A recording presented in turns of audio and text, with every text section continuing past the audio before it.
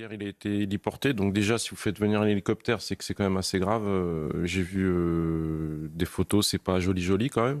C'est quand même un acte d'une grande violence. On sait qu'il semblerait qu'il y ait un des participants du match de foot qui aurait, je dis bien qui aurait planté l'individu, qui aurait pris la fuite, et puis ils ont été interpellés par la BAC Melun qui s'est jetée à l'eau pour interpeller les deux auteurs, qui étaient poursuivis aussi. La BAC s'est jetée à l'eau pour aller interpeller les auteurs ? Oui, la BAC de Melun, oui. Au moins une plaie qui est quand même assez importante.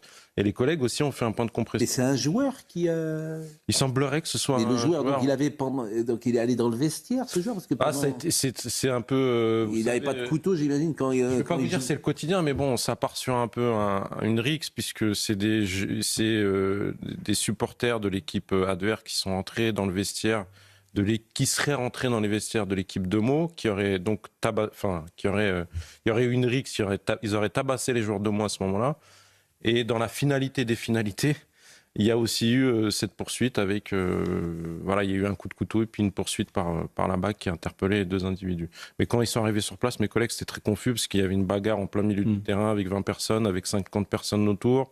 Vous avez le coach aussi, parce que je pense qu'il ne faut pas oublier ces gens aussi qui essaient de travailler dans ces conditions et puis de sortir un peu nos enfants des rues via le sport. Vous avez des coachs, des parents qui ont été légèrement blessés aussi, qui ont voulu s'interposer et faire cesser la rixe. Vous avez des parents, je pense qu'il faut... Alors, pour le coup, je peux pas justifier tel ou tel acte. Je sais que j'ai pris attache avec une association dans le 91 où les parents... ils voulaient plus emmener leurs enfants au foot, tout simplement. Des parents issus, pour le coup, aussi issus de l'immigration. C'est ce que j'ai dit tout à l'heure, mais j'ai dit si vous êtes père, vous ne mettez plus votre enfant au football. Non, mais je suis là pour le coup avec l'affaire Elia. Enfin voilà, je peux pas. Je le dis depuis des semaines, on n'est plus en sécurité nulle part. Donc je pense peut-être un melting pot, un mélange peut-être de comment dire. Moi, j'ai la chance d'avoir les deux cultures. Je sais qu'ici, en fait, on laisse faire, en fait, tout simplement. En France, jamais vous pourrez. Alors si les supporters marocains, attention, ils sont, parce que je suis originaire du Maroc, ils sont pas évidents non plus. Mais vous touchez pas un policier au Marocain. Ça, c'est pas possible. Voilà. Ça, il y a des choses qu'on fait pas. Et pourtant ici, je sais pas moi, mais je sais. C'est pour ça que je mets souvent la responsabilité des parents aussi en cause, parce que la police peut pas tout résoudre. Mais ce qui est incompréhensible, c'est que les parents laissent leurs enfants partir à un match de foot. Et puis vous aviez des dispositifs peut-être aussi à 25 ans. Moi, je le voyais avec les services, les H&M, l'OP H&M, où quand il y avait une famille qui avait soit des problèmes en tant que victime, soit des gros problèmes en tant qu'auteur avec tout le voisinage, il y avait des relogements. Là, quand on parle de cette affaire-là, les individus, ils étaient censés ne plus se rencontrer, il me semble. Mais ils habitaient au même endroit. Pourquoi, à ce moment-là, quand la justice ou je ne sais pas quel magistrat a pris la décision, il n'a pas pris... Vous parlez d'alias les peines courtes. Incartade, avec des peines courtes ou pas. Et ça, mais on préfère parler d'autre chose. Pour l'instant, en tout cas, la classe politique réfléchit à un plan couteau où tout le monde doit réfléchir à ce qu'on peut faire des couteaux. Donc effectivement, on est assez loin des solutions que vous venez notamment d'évoquer. Non, mais le problème du plan couteau, là, quand... Reda Bellage. Moi, ce qui me dérange, c'est qu'on va sortir de ça, tout le monde aura fait son effet de com', bien sûr. Comme d'habitude, comme l'amende forfaitaire délictuelle stup, où on nous a annoncé à un moment que c'est les policiers qui allaient faire payer sur place. Ça s'est jamais fait. Non, personne. Aujourd'hui, moi, j'ai vécu dans ces quartiers-là, ils sont beaucoup plus intelligents que nous deux réunis. C'est des gens en fait qui savent que s'ils ont un couteau sur eux, qui tombent sur une bande rivale ou qui veulent agresser quelqu'un, ils savent qu'ils ont un rapport de force, ils prennent déjà le dessus parce que c'est la loi du plus fort dans les quartiers, c'est comme ça. Pendant les matchs de foot, maintenant, malheureusement, ça s'est un peu ghettoisé aussi, c'est devenu la loi des quartiers aussi.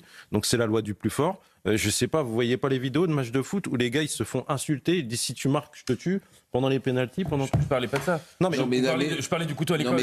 Mais partout. Pour tout en fait. Je l'adore, mais Nathan il connaît pas ces mondes-là. Nous les policiers, on est entraînés, on s'entraîne, on fait minimum 3 tirs par an. Déjà. À Normal Sup, il y avait pas ça. Vous connaissez pas. Si vous avez un pardonnez-moi de vous le dire comme ça. Si vous avez un couteau sur vous, c'est pour vous en servir. Point barre. Ça va mal se terminer parce que les parents aussi, peut-être, ou même les jeunes eux-mêmes vont vouloir se défendre. Et puis, il n'y aura plus d'histoire de communauté ou pas communauté. Tout le monde va se balader avec un couteau. Sûr. Parce que personne ne va aux prisons pour un couteau. Qu'est-ce qu'on fait c'est tant qu'il n'y aura pas une... Alors moi, j'essaie d'être objectif au maximum, mais à un moment, quand vous voyez les individus comment se comportent les individus dans une société en tant que policier, vous avez votre vision des choses. Et moi, la vision que me donnent les collègues de terrain, c'est que aujourd'hui, vous interpellez un gars avec un couteau, il ne va pas en prison. Alors je vais pas vous dire, oui, il faut que tous les gars qui ont des couteaux aillent en prison, mais il y a juste un moment où...